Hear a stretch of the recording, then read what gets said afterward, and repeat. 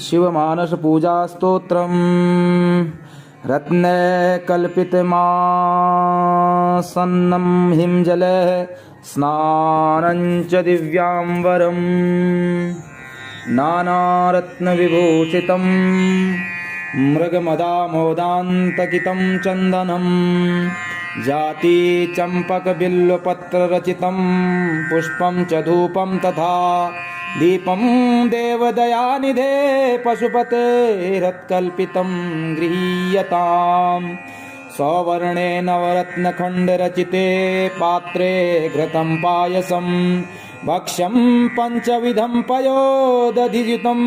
रम्भाफलं पानकं शाकनामयुतं जलं रुचिकरं कर्पूरखण्डोज्ज्वलं ताम्बूलं मनसा मया विरचितं भक्त्या प्रभो स्वीकुरु छत्रं चामरयोर्युगं व्यजनकं चादरसकं निर्मलं वीणाभेरिमृदङ्गकाहलाहलकलागीतं च नृत्यं तथा साष्टाङ्गप्रणतिः बहुविधा ये तत्समस्तं मया संकल्पेन समर्पितं तव विभो पूजां गृहाण प्रभो आत्मा त्वं गिरिजामतिः सहचरा प्राणा शरीरं गृहं पूजा ते विषयोपभोगरचना निद्रा समाधिस्थितिः संचारः पदयो प्रदक्षिणविधिः स्तोत्राणि सर्वा गिरो यद्यत्कर्म करोमि तद्दत्तखिलं शम्भो तवाराधनम् यश्चैवं हरिपूजनं प्रतिदिनं यो वा त्रिसन्ध्यं पठेत् यो वा श्लोकचतुष्टयं च नियतं पूजा हरेर्मानसीं कुर्यात् सो लभते विनोदनिकरं साक्षात् हरे दर्शनं व्यासस्तेन महावसानसमये कैलासलोकं गतः हरि ओं करचरणकृतं वा कायजं कर्मजं वा श्रवणनयनजं वा मानसं वापराधं विहितं वा सर्वमेतत्समस्व जय जय करुणाब्धे श्री महादेव शंभो। इति श्री शिवमानस पूजा स्तोत्रं संपूर्णम्। ओम शिवमानस पूजा स्तोत्रम् रत्ने कल्पितमासन्नं हिमजले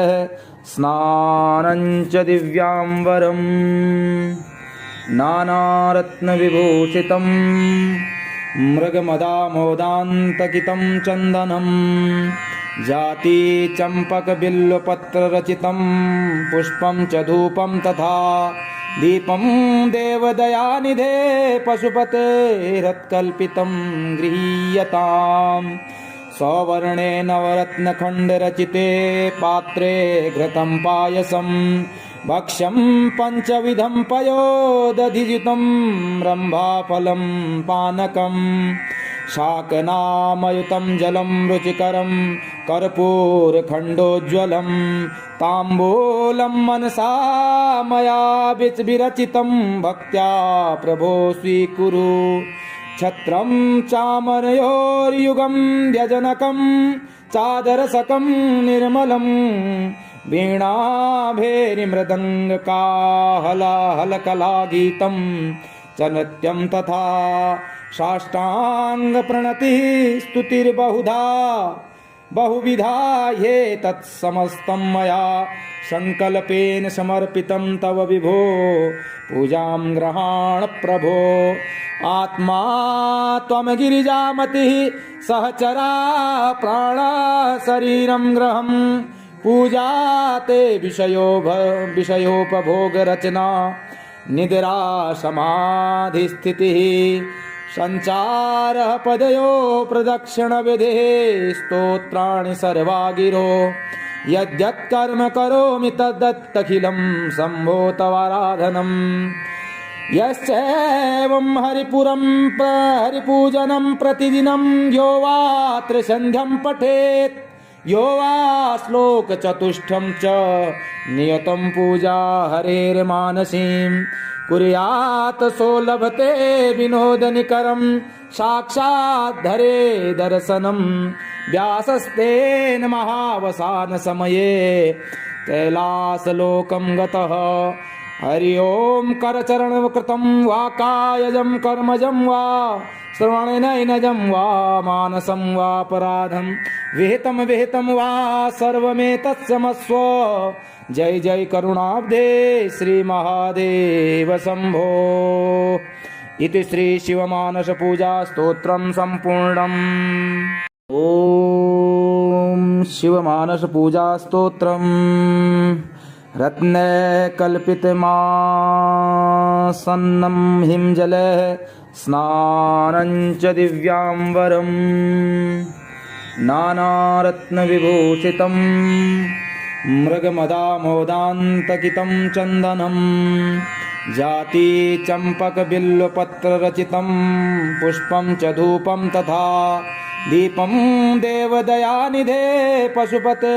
रत्कल्पितं गृह्यताम्। सवर्णे नवरत्नखण्डरचिते पात्रे घृतं पायसं भक्ष्यं पञ्चविधं पयोदधियुतं रम्भाफलं पानकं शाकनामयुतं जलं रुचिकरं कर्पूरखण्डोज्ज्वलं ताम्बूलं मनसा मया विरचितं भक्त्या प्रभो स्वीकुरु। छत्रं चामरयोर्युगं व्यजनकं चादरसकं निर्मलं वीणाभेरिमृदङ्गकाहलाहलकलागीतं च नृत्यं तथा साष्टाङ्गप्रणतिः बहुविधा ये तत्समस्तं मया संकल्पेन समर्पितं तव विभो पूजां गृहाण प्रभो। आत्मा त्वं गिरिजामतिः सहचरा प्राणा शरीरं गृहं पूजा ते विषयोपभोगरचना निद्रा समाधिस्थितिः संचारः पदयो प्रदक्षिणविधिः स्तोत्राणि सर्वा गिरो यद्यत्कर्म करोमि तद्दत्तखिलं शम्भो तवाराधनम्। यश्चैवं हरिपूजनं प्रतिदिनं यो वा त्रिसन्ध्यं पठेत् यो वा श्लोकचतुष्टयं च नियतं पूजा हरेर्मानसीं कुर्यात् सो लभते विनोदनिकरं साक्षाद्धरे दर्शनं व्यासस्तेन महावसानसमये कैलासलोकं गतः हरि ओं करचरणकृतं वा कायजं कर्मजं वा श्रवणेनैनजं वा मानसं वापराधं विहितं वा सर्वमेतत्समस्व जय जय करुणाब्धे श्री महादेव शंभो। इति श्री शिवमानस पूजा स्तोत्रं सम्पूर्णम्। ओम शिवमानस पूजा स्तोत्रम्। रत्ने कल्पितमासन्नं हिमजले स्नानं च दिव्याम्बरं नानारत्नविभूषितं मृगमदामोदान्तकितं चन्दनं जाति चम्पकबिल्वपत्ररचितं पुष्पं च धूपं तथा दीपं देवदयानिधे पशुपते रत्कल्पितं गृह्यताम्। सवर्णे नवरत्नखण्डरचिते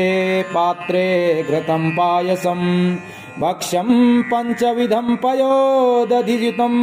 रम्भाफलं पानकं शाकनामयुतं जलं रुचिकरं कर्पूरखण्डोज्ज्वलं ताम्बूलं मनसा मया विरचितं भक्त्या प्रभो स्वीकुरु। छत्रं चामरयोर्युगं व्यजनकं चादरसकं निर्मलं वीणाभेरिमृदङ्गकाहलाहलकलागीतं च नृत्यं तथा साष्टाङ्गप्रणतिः बहुविधा ये तत्समस्तं मया संकल्पेन समर्पितं तव विभो पूजां गृहाण प्रभो आत्मा त्वं गिरिजामतिः सहचरा प्राणा शरीरं गृहं पूजा ते विषयोपभोगरचना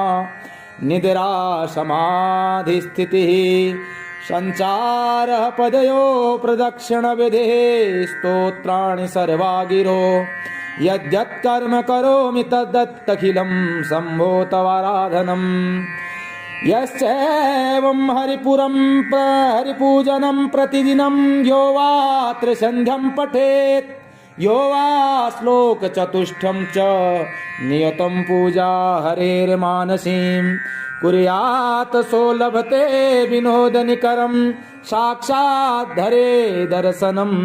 व्यासस्तेन महावसानसमये कैलासलोकं गतः हरि ओं करचरणकृतं वा कायजं कर्मजं वा श्रवणनयनजं वा मानसं वापराधं विहितं वा सर्वमेतत्क्षमस्व जय जय करुणाब्धे श्री महादेव शंभो इति श्री शिवमानस पूजा स्तोत्रं सम्पूर्णम्। ओम शिवमानस पूजा स्तोत्रम् रत्ने कल्पितमासन्नं हिमजले स्नानं च दिव्याम्बरं नानारत्नविभूषितं मृगमदामोदान्तकितं चन्दनं जाति चम्पकबिल्वपत्ररचितं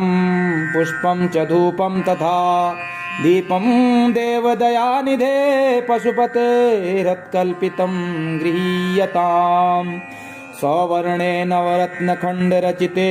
पात्रे घृतं पायसं भक्ष्यं पञ्चविधं पयोदधियुतं रम्भाफलं पानकं शाकनामयुतं जलं रुचिकरं कर्पूरखण्डोज्ज्वलं ताम्बूलं मनसा मया विरचितं भक्त्या प्रभो स्वीकुरु छत्रं चामरयोर्युगं व्यजनकं चादरसकं निर्मलं वीणाभेरिमृदङ्गकाहलाहलकलागीतं च नृत्यं तथा साष्टाङ्गप्रणतिः स्तुतिर्बहुधा बहुविधा ये तत्समस्तं मया संकल्पेन समर्पितं तव विभो पूजां गृहाण प्रभो आत्मा त्वं गिरिजामतिः सहचरा प्राणा शरीरं गृहं पूजा ते विषयोपभोगरचना निद्रा समाधिस्थितिः संचारः पदयो प्रदक्षिणविधिः स्तोत्राणि सर्वा गिरो यद्यत्कर्म करोमि तद्दत्तखिलं शम्भो तवाराधनम् यश्चैवं हरिपूजनं प्रतिदिनं यो वा त्रिसन्ध्यं पठेत् यो वा श्लोकचतुष्टयं च नियतं पूजा हरेर्मानसीं कुर्यात् सो लभते विनोदनिकरं साक्षात् धरे दर्शनं व्यासस्तेन महावसानसमये कैलासलोकं गतः हरि ओं करचरणकृतं वा कायजं कर्मजं वा श्रवणनयनजं वा मानसं वापराधं विहितं वा सर्वमेतत्क्षमस्व जय जय करुणाब्धे श्री महादेव शंभो इति श्री शिवमानस पूजा स्तोत्रं सम्पूर्णम्। ओम शिवमानस पूजा स्तोत्रम् रत्ने कल्पितमासन्नं हिमजले स्नानं च दिव्याम्बरं नानारत्नविभूषितं मृगमदामोदान्तकितं चन्दनं जाति चम्पकबिल्वपत्ररचितं पुष्पं च धूपं तथा दीपं देवदयानिधे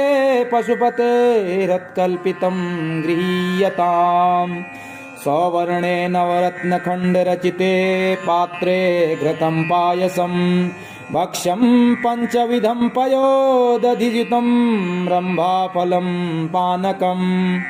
शाकनामयुतं जलं रुचिकरं कर्पूरखण्डोज्ज्वलं ताम्बूलं मनसा मया विरचितं भक्त्या प्रभो स्वीकुरु छत्रं चामरयोर्युगं व्यजनकं चादरसकं निर्मलं वीणाभेरिमृदङ्गकाहलाहलकलागीतं च नृत्यं तथा साष्टाङ्गप्रणतिः स्तुतिर्बहुधा बहुविधा ये तत्समस्तं मया संकल्पेन समर्पितं तव विभो पूजां गृहाण प्रभो आत्मा त्वं गिरिजामतिः सहचरा प्राणा शरीरं गृहं पूजा ते विषयोपभोगरचना निद्रा समाधिस्थितिः संचारः पदयो प्रदक्षिणविधिः स्तोत्राणि सर्वा गिरो यद्यत्कर्म करोमि तद्दत्तखिलं शम्भो तवाराधनम् यश्चैवं हरिपूजनं प्रतिदिनं यो वा त्रिसन्ध्यं पठेत् यो वा श्लोकचतुष्टयं च नियतं पूजा हरेर्मानसीं कुर्यात् सो लभते विनोदनिकरं साक्षात् धरे दर्शनं व्यासस्तेन महावसानसमये कैलासलोकं गतः हरि ओं करचरणकृतं वा कायजं कर्मजं वा श्रवणनयनजं वा मानसं वापराधं विहितं वा सर्वमेतत्समस्व जय जय करुणाब्धे श्री महादेव शंभो इति श्री शिवमानस पूजा स्तोत्रं सम्पूर्णम्। ओम शिवमानस पूजा स्तोत्रम् रत्ने कल्पितमासन्नं हिमजले स्नानं च दिव्याम्बरं नानारत्नविभूषितं मृगमदामोदान्तकितं चन्दनं जाति चम्पकबिल्वपत्ररचितं पुष्पं च धूपं तथा दीपं देवदयानिधे पशुपतेरत्कल्पितं गृहीयताम् सवर्णे नवरत्नखण्डरचिते पात्रे घृतं पायसं भक्ष्यं पञ्चविधं पयोदधियुतं रम्भाफलं पानकम् शाकनामयुतं जलं रुचिकरं कर्पूरखण्डोज्ज्वलं ताम्बूलं मनसा मया विरचितं भक्त्या प्रभो स्वीकुरु छत्रं चामरयोर्युगं व्यजनकं चादरसकं निर्मलं वीणाभेरिमृदङ्गकाहलाहलकलागीतं च नृत्यं तथा साष्टाङ्गप्रणतिः स्तुतिर्बहुधा बहुविधा ये तत्समस्तं मया संकल्पेन समर्पितं तव विभो पूजां गृहाण प्रभो आत्मा त्वं गिरिजामतिः सहचरा प्राणा शरीरं गृहं पूजा ते विषयोपभोगरचना निद्रा समाधिस्थितिः संचारः पदयो प्रदक्षिणविधिः स्तोत्राणि सर्वा गिरो यद्यत्कर्म करोमि तद्दत्तखिलं शम्भो तवाराधनम्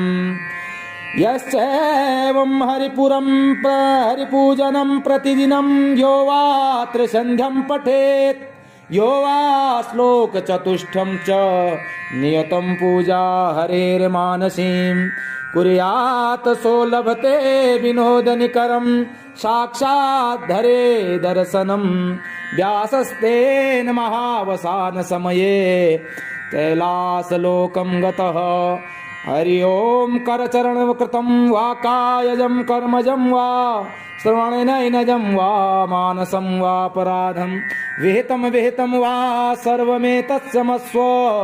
जय जय करुणाब्धे श्री महादेव शंभो। इति श्री शिवमानस पूजा स्तोत्रं सम्पूर्णम्। ओम शिवमानस पूजा स्तोत्रम्। रत्ने कल्पितमासन्नं हिमजले स्नानं च दिव्याम्बरं नानारत्नविभूषितं मृगमदामोदान्तकितं चन्दनं जाति चम्पकबिल्वपत्ररचितं पुष्पं च धूपं तथा दीपं देवदयानिधे पशुपतेरत्कल्पितं गृहीयताम्। सवर्णे नवरत्नखण्डरचिते पात्रे घृतं पायसं भक्ष्यं पञ्चविधं पयोदधियुतं रम्भाफलं पानकम् शाकनामयुतं जलं रुचिकरं कर्पूरखण्डोज्ज्वलं ताम्बूलं मनसा मया विरचितं भक्त्या प्रभो स्वीकुरु। छत्रं चामरयोर्युगं व्यजनकं चादरसकं निर्मलं वीणाभेरिमृदङ्गकाहलाहलकलागीतं च नृत्यं तथा